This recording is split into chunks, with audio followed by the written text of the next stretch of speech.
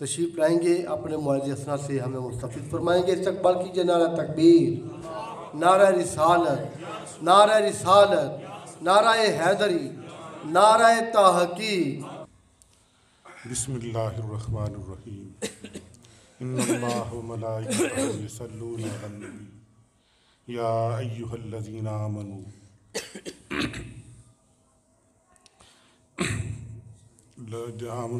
ان اللہ ملائکتہ یصلون علی النبی یا ایہا الذین آمنوا صلوا علیہ وسلموا تسلیما۔ آمنت باللہ، صدق اللہ العظیم۔ اللہ کی حمد و ثنا اور پیارے آقا علیہ الصلوۃ والسلام پر درود و سلام کے بعد، اس سے پہلے کہ میں آج جو موضوع ہے اس کے حوالے سے اپنی بات آپ کے سامنے رکھوں، میں یہ ضروری سمجھتا ہوں کہ پہلے نمبر پر کہ جماعت اہل سنت پاکستان حلقہ راجہ گنج کے عہدیداران اور اراکین کو مبارکباد پیش کروں کہ جنہوں نے اس پرفتن دور کے اندر ایک ایسے موضوع کو موضوع سخن بنایا ہے جو اپنے معنوی اعتبار سے وفاقی بھی ہے اور آفاقی بھی ہے، اپنے معنوی اعتبار سے انفرادی بھی ہے اور اجتماعی بھی ہے، اور اتنا ماشاءاللہ وسیع و عریض ہے کہ اس مختصر سی نشست کے اندر اس کا احاطہ کرنا صرف میرے لیے نہیں بلکہ یہاں پہ جتنے بھی مقررین حضرات تشریف رکھتے ہیں سب کے لیے ہی تقریباً ناممکن ہے، چونکہ تحریک پاکستان کی ابتدا تو بقول حضرت قائد اعظم رحمۃ اللہ تعالیٰ علیہ اس دن ہی ہو گئی تھی کہ آپ نے یہ فرمایا تھا کہ پاکستان تو اس دن ہی مارد وجود کے اندر آ گیا تھا کہ جب بر صغیر پاک و ہند کے اندر پہلے مسلمان نے قدم رکھا تھا۔ تو معزز سامعین و حضرات، یہ جو آج کا موضوع ہے تحریک پاکستان کے اندر اہل سنت کے علماء کا کردار، بڑا دلچسپ موضوع ہے۔ جیسے میں نے پہلے ابھی آپ کے سامنے اپنی بات کہی کہ اس کو ایک نشست میں سمیٹنا کافی مشکل ہے، اس موضوع کی اہمیت کے پیش نظر میں نے اس موضوع کو 2-3 حصوں میں تقسیم کیا ہے۔ ایک تو غرض و غایت یہ ہے کہ کسی تحریک کی بنیاد کیوں رکھی جاتی ہے، اور پھر اس تحریک کے جو زندہ کرنے والے ہیں وہ کیا کارہائی نمایاں سر انجام دیتے ہیں، ان کی کیا کاوشیں ہیں۔ اگر اس اعتبار سے دیکھیں،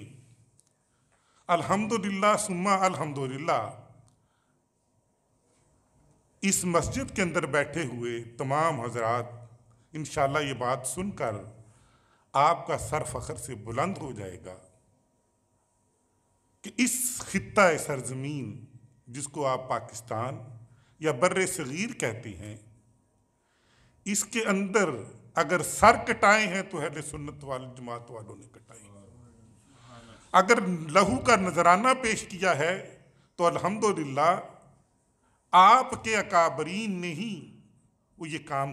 سر انجام دیا ہے۔ ابھی مولانا یوسفی صاحب حضرت مجدد الافسانی رحمۃ اللہ تعالیٰ علیہ کا ذکر کر رہے تھے۔ یہ وہ بلند عظیم المرتب ہستی ہے کہ جس نے، جو پیارے آقا علیہ الصلوۃ والسلام کی حدیث ہے نا کہ جی جابر حکمران کے سامنے کلمہ حق کہہ دینا سب سے بڑا جہاد ہے، تو یہ وہ شخص تھا کہ جس نے دربار جہانگیری کے اندر کلمہ حق بلند کیا تھا۔ یہ چھوٹی بات نہیں تھی۔ ایک اور بڑی نامور شخصیت میرے ذہن میں آ رہی ہے کہ مولانا عبد الماجد صاحب ہیں۔ یہ ایک ایسی شخصیت تھی کہ جب انگریز دور کے اندر مچھلی بازار مسجد کانپور کو شہید کر کے سڑک نکالنے کی کوشش کی گئی تو یہ محترم، یہ ہمارے سلف اسلافین، یہ ہمارے عالم دین انگریز کے سامنے سیسا پلائی دیوار بن کے کھڑے ہو گئے، کہنے لگے یا تو یہ گولیاں میرے سینے پہ چلیں گی یا پھر آپ یہ مسجد دوبارہ بنائیں۔ اور مجھے بڑے افسوس سے یہ کہنا پڑتا ہے کہ ہمارے ایک ہے جو لڑائی ہے نا،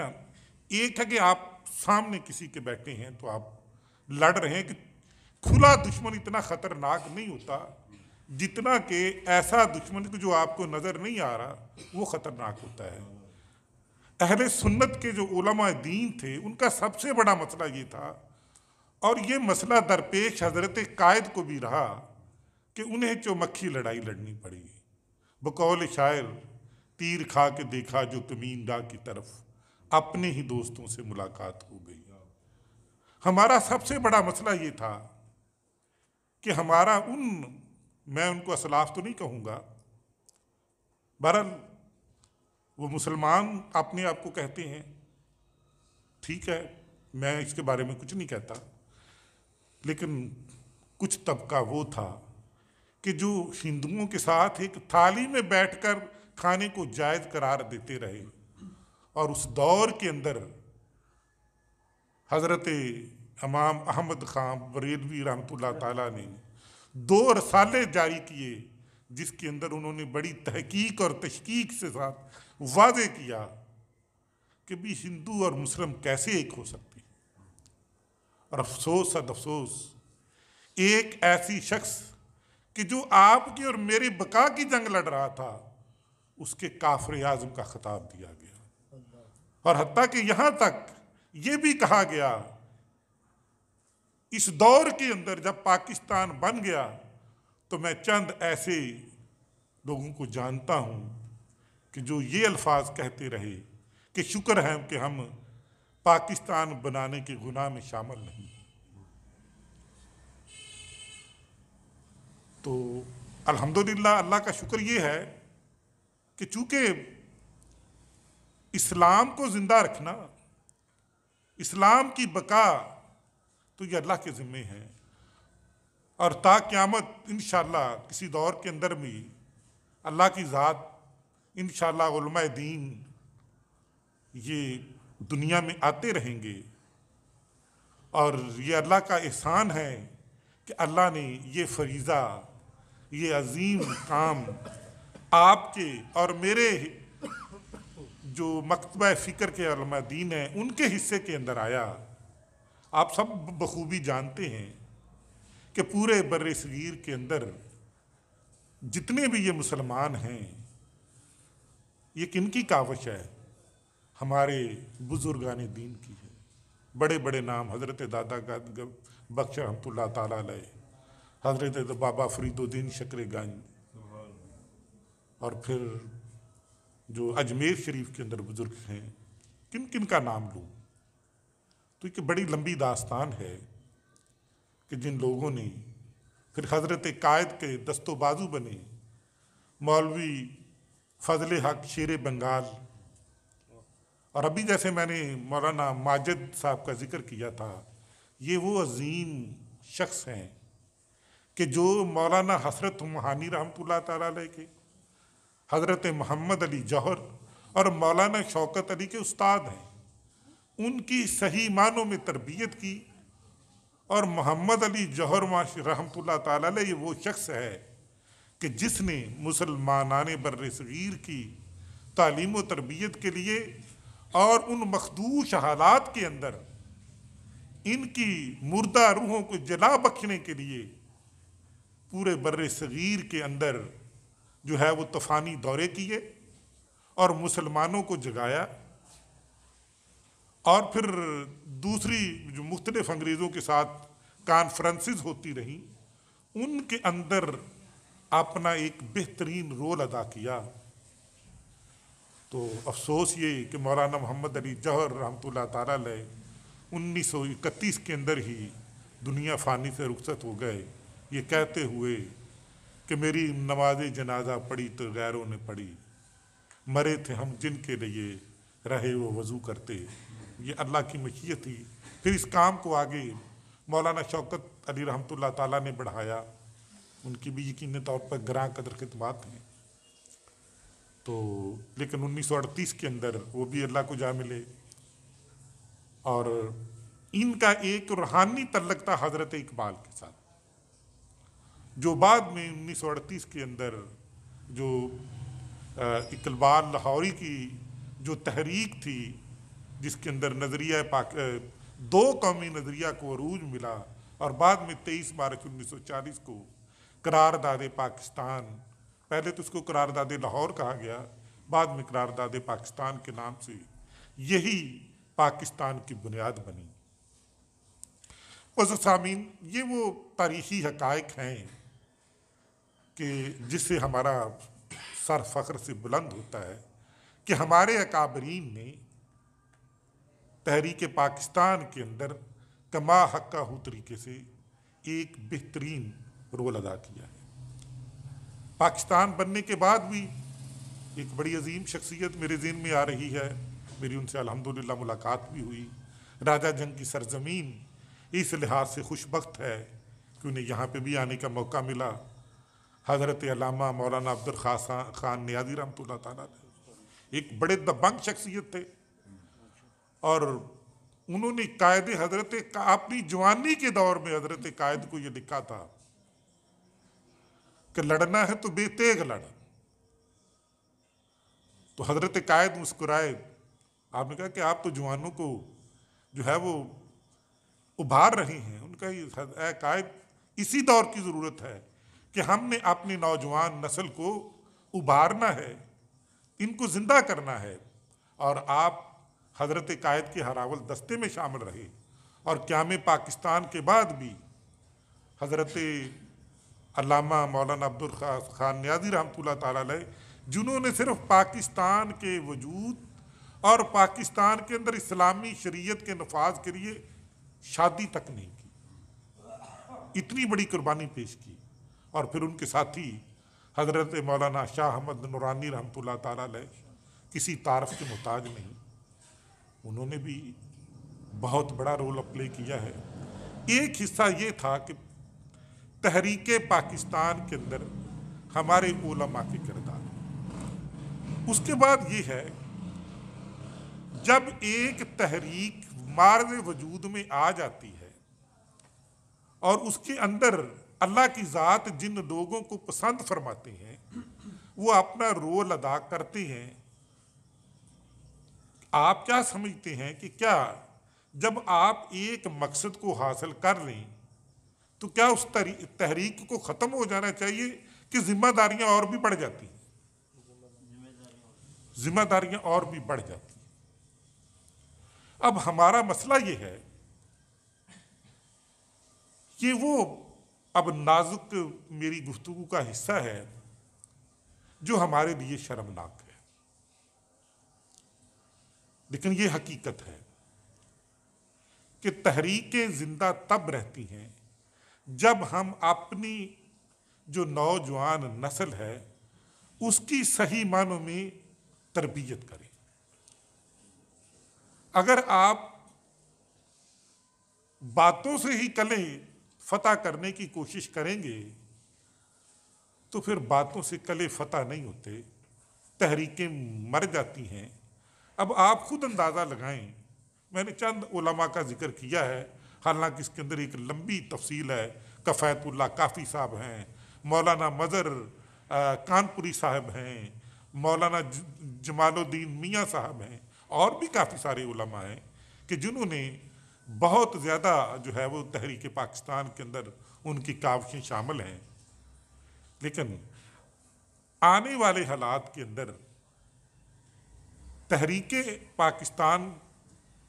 کے اندر اپنا حصہ ادا کیا، قائد اعظم کے ساتھی بنے،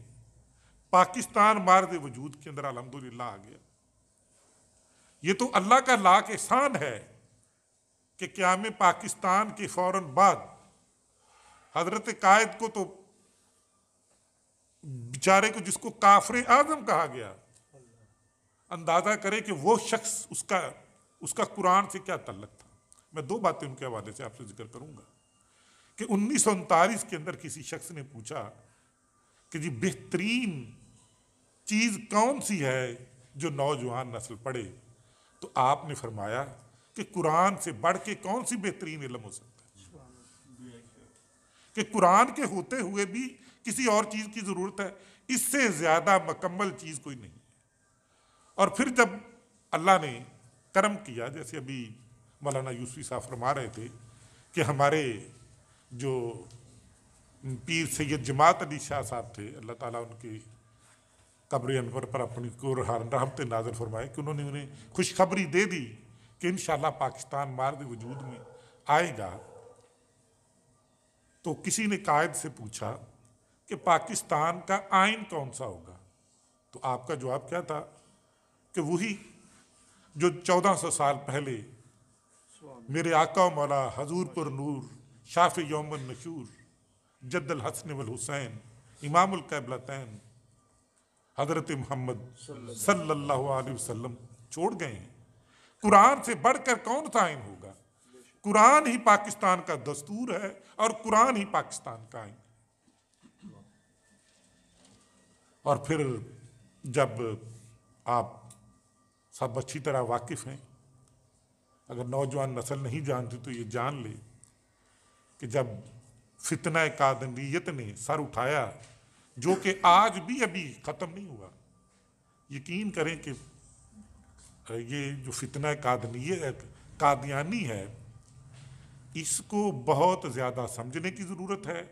اور اس کے حوالے سے میں بھی آپ کے سامنے گفتگو بھی رکھوں گا کہ اب کیا کرنا چاہیے. تو پاکستان کی اسمبلی کے اندر بہت بڑا رول پلے کیا حضرت مولانا شاہ احمد نورانی رحمۃ اللہ تعالیٰ نے، اور ان کی یہ کافشیں تھی کہ ان کو کافر قرار دیا.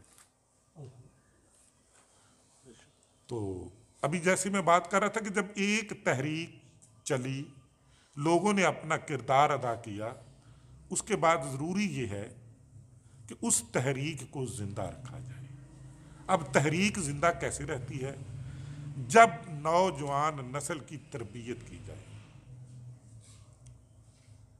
تو یہ پہلو یقینی طور پر اس کے اندر میں یہی کہوں گا کہ جی جو ہمارا جو خاص طور پہ مکتبہ فکر ہے اہل سنت، ہم سے کہیں نہ کہیں بہت زیادہ کوتاہیاں ہوئی ہیں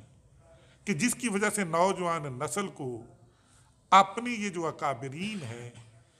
ہمارے جو سلف سالفین ہیں، اسلاف ہیں، ان کے بارے میں اچھی طرح پتہ نہیں ہے. میں بڑا خوش بخت ہوں کہ اگر میں راجہ جنگ کی سطح کے حوالے سے بات کروں تو یہ جو چند باتیں میں آپ کے سامنے رکھ رہا ہوں، الحمدللہ اللہ کا لاکھ شکر ہے کہ میرے والد محترم اللہ تعالیٰ ان کے درجے بلند کرے. یقینی طور پر راجہ جنگ کے حوالے سے اہل سنت والجماعت کے حوالے سے جو ان کی کاوشیں ہیں وہ کسی سے ڈکی چھپی نہیں ہیں. انہوں نے جہاں مجھے اسکول بھیجا تو ساتھ ہی ساتھ وہ مجھے حضرت علامہ مولانا منظور احمد مرتضائی رحمۃ اللہ تعالیٰ علیہ کے پاس بھی بھیجا کرتے تھے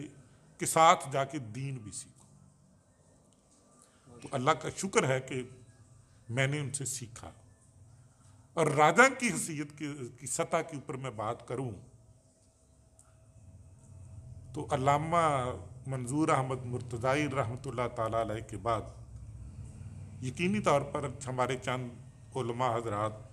جس کے اندر یقینی طور پر اللہ تعالیٰ نظر سین سیدی صاحب ہیں، بڑا اچھا رول ادا کیا ہے، کر رہے ہیں. اور اس کے علاوہ ایک اور علامہ فریدی صاحب تھے، آپ لاہور چلے گئے ہیں، جی امان اللہ فریدی صاحب. تو لیکن میں یہ سمجھتا ہوں کہ ابھی تک جو مولانا منظور احمد مرتضائی رحمۃ اللہ تعالیٰ علیہ کی کمی کو ہم پورا نہیں کر سکے. یہاں پر یہ بھی ضروری سمجھوں گا کہ مولانا بشیر احمد قادری صاحب یقیناً انہوں نے ایک مدرسے کے محتمم ہیں، اپنی سطح کے اوپر یقینی طور پر بہت بڑا کام کر رہے ہیں. اللہ تعالیٰ ان کو صحت دے، زندگی دے. تو معزز سامعین، اگر آج ہم نے بحیثیت، میں مسلمان اپنے آپ کو پہلے کہوں گا، اگر بحیثیت مسلمان اور بحیثیت سنتوں کے دائی کے طور پر زندہ رہنا ہے، تو پھر ہمیں اپنے بچوں کو جہاں پر آپ نے دینی دنیاوی تعلیم دینی ہے، وہاں پر ساتھ ہی ساتھ دینی تعلیم کا بھی پوری طرح اہتمام کرنا ہوگا۔ ہمارے یہ بات، یہ ان علماء کی بات ہے کہ جو بہرحال میں کسی کو کام علم تو نہیں کہتا چونکہ سارے ہی علم والے ہیں، لیکن یہ ایک بہرحال یہ جو کفار ہیں یہ ان کی سازش ہے، ہمیں ان باتوں کی سمجھ نہیں آتی، لیکن ہمیں اس طرف ڈالا گیا ہے کہ جی جو دین پڑھ لے اسے دنیا کے پڑھنے کی ضرورت کیا ہے، اور ساتھ ہی ایک یہ بھی کافرانہ نظریہ قائم ہے کہ جی اگر دنیا پڑھ لی ہے تو اس کے ساتھ بندہ دین پڑھ ہی لیتا ہے۔ نہیں، دونوں ساتھ ساتھ ہی چلتے ہیں۔ قرآن پاک ہمارے پاس ایک الحمدللہ ایک ایسی کتاب ہے جس کو مکمل ضابطۂ حیات کہا گیا ہے، اور ضابطۂ حیات کی تعریف یہ ہے کہ جو انسانوں کی انفرادی سطح پر، اجتماعی سطح پر، معاشی سطح پر، اقتصادی سطح پر ہر طرح کی تربیت کرتی ہے۔ اب دیکھیں کہ آئلی قوانین ہیں قرآن پاک کے اندر، ماشاءاللہ آپ سورہ نساء پڑھ لیں، سورہ بقرہ کو پڑھ لیں، سورہ نور کو پڑھ لیں، اور جائیداد کے اتنے احکامات ہیں، تو یہ سارے احکامات قرآن کے اندر موجود ہیں۔ ایک بہترین معاشی نظام ہمارے قرآن کے اندر موجود ہے،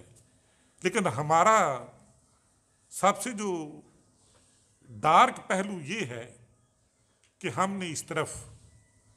ہم نے پڑھتے ضرور ہیں لیکن جس طرح پڑھنا چاہیے، جیسے اللہ کی ذات نے خود قرآن پاک کے اندر ارشاد فرمایا دیا کہ بسم اللہ الرحمن الرحیم ذالک الکتاب لا ریب فیہ ھدی للمتقین، کہ اللہ کی ذات کہ یہ جو کتاب ہے یہ لا ریب ہے، اس کے اندر کوئی شک نہیں ہے، اور اس کے اندر ہدایت ہے کن لوگوں کے لیے؟ جو اس یقین کے ساتھ اس کو پڑھتے ہیں کہ میں نے اس سے ہدایت لینی ہے۔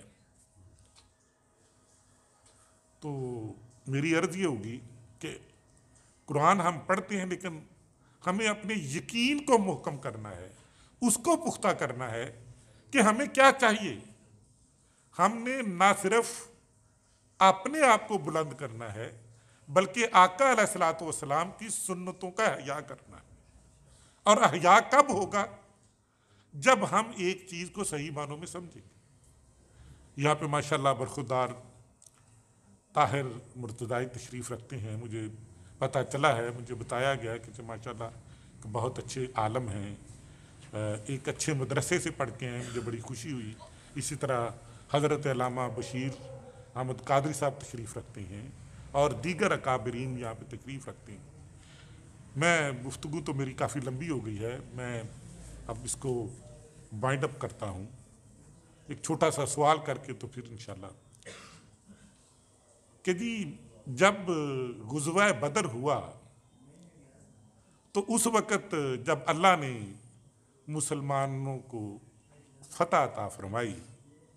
تو آقا مولا حضرت محمد صلی اللہ علیہ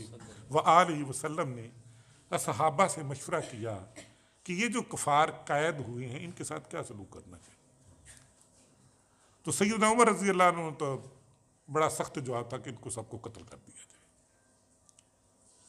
لیکن سیدنا صدیق اکبر رضی اللہ تعالیٰ عنہ نے جواب یہ دیا کہ ان میں سے جو پیسے دے سکتے ہیں اپنی رہائی کے بدلے وہ رقم ادا کر دیں مطلوبہ اور آزاد ہو جائیں، اور جو ان میں اگر پیسے دینے کی صلاحیت نہیں رکھتے تو جو ان میں پڑھے لکھے ہیں، تعلیم یافتہ ہیں، وہ ہمارے جو مدینے کے بچے ہیں یا ہمارے جو صحابہ اکرام ہیں ان کو پڑھنا لکھنا سکھا دیں، ان کو خواندہ بنا دیں، تو پھر ان کو رہا کر دیا جائے۔ اب میرا سوال یہ ہے کہ وہ جو کفار مکہ تھے ان کے پاس کون سا ایسا علم تھا کہ جس کو اتنا زیادہ اہم تصور کیا گیا کہ نبی علیہ الصلوۃ والسلام نے بھی حضرت سیدنا صدیق اکبر رضی اللہ عنہ کی تجویز کو پسند فرمایا کہ وہ کافر جو ہیں مسلمانوں کو پڑھائیں۔ وہ کون سا ایسا علم تھا جو ان کے پاس تھا جس کو جاننا ضروری سمجھا گیا؟ تو یقینی طور پر ظاہر سی بات ہو تو مسلمان تھے نہیں، کافر تھے، تو ان کے پاس کون سا علم ہو سکتا تھا؟ یقینی طور پر وہ معاشرتی علم ہی ہو سکتا تھا۔ تو لہذا تمنا مختصر سی مگر تمہید طولانی، تمہید کافی ہو گئی ہے، تو میں اپنی گفتگو کو اس بات کے اوپر ختم کروں گا کہ ضرورت اس چیز کی ہے کہ ہم نے اپنی نوجوان نسل کو ہر طرح زیور تعلیم سے آراستہ کرنا ہے، اور دینی سطح کے اوپر بھی اور دنیاوی سطح کے اوپر بھی۔ ہر دور کے تقاضے جو ہوتی ہیں وقت کے ساتھ تقاضے بدلتے چلے جاتے ہیں۔ ایک وقت تھا کہ جب جو ہمارے مدرسے تھے ان کے اندر بھی صرف و نحو اور دیگر علوم کی اتنی زیادہ اعلیٰ انتظامات ہوتے تھے کہ باقی مزید تشنگی باقی نہیں رہتی تھی، اور وہ فارغ و تحصیل لوگ معاشرے کے اندر ہر سطح کے اوپر اپنا ایک رول ادا کر سکتے تھے۔ اب جس دور کے اندر میں اور آپ سانس لے رہے ہیں، آپ خود اندازہ لگائیں۔ یہ ایک بات ضمناً میرے ذہن میں آ گئی، اور یہ بھی الحمدللہ میرا بھی سر فخر سے بلند ہے اور آپ کا بھی ہوگا، کہ جی جب پاکستان نہیں بنا تھا تو جب ایک کافر نے نبی علیہ الصلوۃ والسلام کی شان کے اندر گستاخی کی تو غازی علم الدین شہید نے اس کا سر قلم کر دیا۔ اور آج کے دور کے اندر بھی یہ اعزاز آپ کے حصے میں آیا ہے کہ جب ایک ملعون نے آقا علیہ الصلوۃ والسلام کی شان میں گستاخی کی اور اس نے پیارے آقا علیہ الصلوۃ والسلام کی ناموس کے قانون کو کالا قانون کہا، تو پھر بھی علماء اہل سنت کے نوجوان نے اٹھ کے کلمہ حق کو بلند کیا اور یہ ثابت کر دیا کہ آقا کے نام پر مٹنے والے آج بھی زندہ ہیں اور ہر دور کے اندر زندہ ہیں۔ اور میں یہاں پر حضرت علامہ خادم حسین رضوی رحمۃ اللہ تعالیٰ علیہ کا یہ ذکر کرنا لازمی سمجھوں گا کہ ختم نبوت کے حوالے سے ان کا کردار ایسا ہے کہ میں لفظوں میں بیان نہیں کر سکتا۔ میں اور آپ بیان کریں تو شاید اس کی اتنی اہمیت نہ ہو، لیکن اگر اس شخص کی تعریف وہ بھی کرے جو ان سے مخاصمت رکھتا ہو تو یہ یقیناً بڑے اعزاز کی بات ہے۔ تو معزز سامعین، آج اگر آپ یہ چاہتے ہیں کہ ہم آگے بڑھیں تو جب تک آپ کے ہاتھ کے اندر قوت نہیں ہوگی تو آپ کچھ نہیں کر سکتے۔ اب قوت آپ کے ہاتھ میں کیسے آئے گی؟ اگر آپ یہ چاہتے ہیں کہ ببانگ دول اس معاشرے کے اندر دین حق کو قائم کر دیں اور دین مصطفیٰ صلی اللہ علیہ وسلم کا احیاء چاہتے ہیں، پیارے آقا علیہ الصلوۃ والسلام کی سنتوں کو زندہ کرنا چاہتے ہیں، تو پھر آپ کو طاقتور بننا ہوگا۔ اسرائیل کی سابقہ وزیر اعظم یہ بات کہتی ہے کہ میں نے یہ بات جب سوانے حضرت محمد صلی اللہ علیہ وسلم پڑھی اس نے اپنے دور میں جب وزیر اعظم بنی تو اس نے اسرائیل کے لیے بہت زیادہ اسلحہ خریدا، تو اس کی کابینہ نے مخالفت کی کہ آپ یہ اسلحہ کیوں خرید رہے ہیں؟ تو اس نے کہا اس کا جواب میں بعد میں دوں گی، ابھی نہیں بتاؤں گی۔ اور جب وہ اپنی وزارت سے ختم ہو گئی اور اسرائیل کو اس نے مضبوط کر دیا، تو تب اس نے یہ بات بتائی کہ یہ بات میں نے مسلمانوں کے امام، مسلمانوں کے آخری نبی آخر الزماں حضرت محمد صلی اللہ علیہ وسلم کی زندگی میں سے حاصل کی تھی کہ اگر آپ دنیا میں اپنا احیاء چاہتے ہیں تو پھر طاقتور بنے، اور اس لیے اس وقت بھی ان کے پاس بہترین اسلحہ تھا۔ تو اس لیے میں نے اسلحہ زیادہ خریدا ہے کہ تاکہ ہم طاقتور بن جائیں۔ اس دور کے اندر اب میں یہ تو نہیں کہوں گا کہ آپ نے اسلحہ اٹھانا ہے، ہمارا اسلحہ تو تعلیم ہے۔ تو ہم نے اپنی نوجوان نسل کو، میں بار بار یہی کہوں گا کہ مولانا منظور احمد مرتضی رحمۃ اللہ تعالیٰ علیہ کا جو مشن ہے کہ راجہ جنگ کے اندر میں اور یا میرے دور کے اندر جتنے بھی میرے ساتھ اس دور کے اندر جتنے بھی لوگ تھے، یہ جتنی بھی آج راجہ جنگ کے اندر الحمدللہ کوئی اہل سنت کے اندر جو سنتوں کی روح باقی ہے، آپ کی مسجدوں کے اندر یہ جو مختلف عالم دین ایک عظیم فریضہ ادا کر رہے ہیں، ان کے اندر ان کا بہت بڑا حصہ ہے۔ انہوں نے اپنا حصہ ادا کر دیا، اب ہمیں یہ رول ادا کرنا ہے۔ اللہ سے دعا ہے کہ اللہ تعالیٰ ہمیں اپنے اکابرین کی زندگی کو سمجھنے اور ان کے نقش قدم پہ چلنے کی توفیق عطا فرمائے۔ آمین ثم آمین۔